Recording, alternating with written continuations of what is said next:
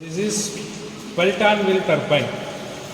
So what is the function of turbine and what is the principle of turbine? We have to keep remembering. So what here can be, what it be used. So the one thing we have to remember, the energy cannot be destroyed, it cannot be created. So same thing, we move to this equipment. So energy cannot be created, not destroyed. So this is the statement. From this statement only we are using this Pelton wheel turbine. So there are different types of flow available in the Pelton wheel turbine. A turbine gets a different types of flow. So we go for the turbine. So from this turbine we are getting the electricity, the generation of producing of electricity with the help of how the thing will be happen, how the principle will be working means.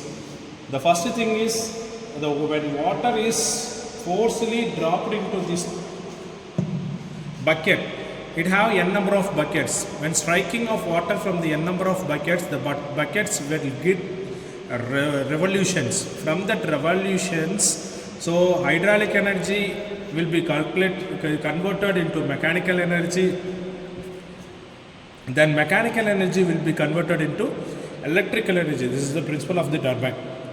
The water is forcefully dropped into this bucket. The bucket will get revolution.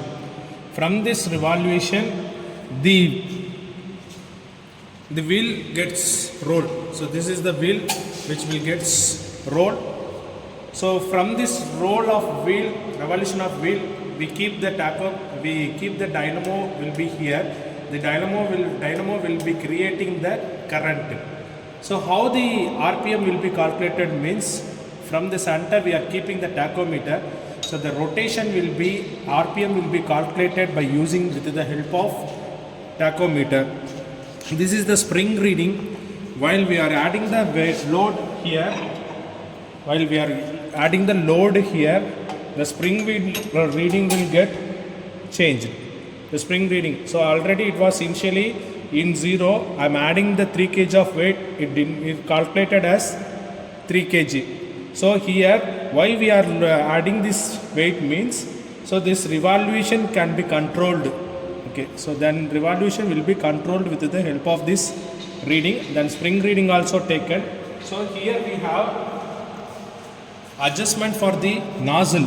That is, nozzle is presented inside this casing. So this is the adjustment of water passing through the nozzle. By this help of this nozzle, the nozzle will rotate the buckets.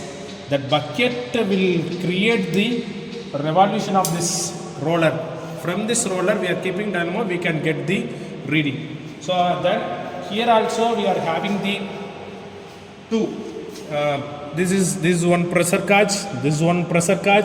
These two pressure gauges connected with the venturi meter. So this one is the throat. The one pressure gauge is connected with the venturi meter throat, and another gauge is connected with the pressure connected with the venturi meter orifice.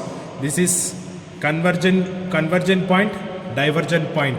So the water will be flow like this, and also having the another pressure, that is pressure of the nozzle also we can calculate it. So here the pressure of the nozzle also calculated. So generally the reading will be taken from the, you have taken this one as P1, you can taken this as P2.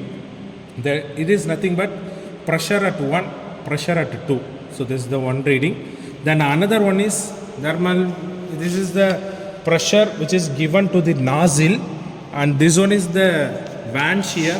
We can adjust this van shear, we can regulate the flow through the nozzle, and next thing is we can add the load to the spring, and it will be, the load will be given of how many kg, it will be denoted in the weight itself, and we can keep the tachometer here, we can find out the RPM.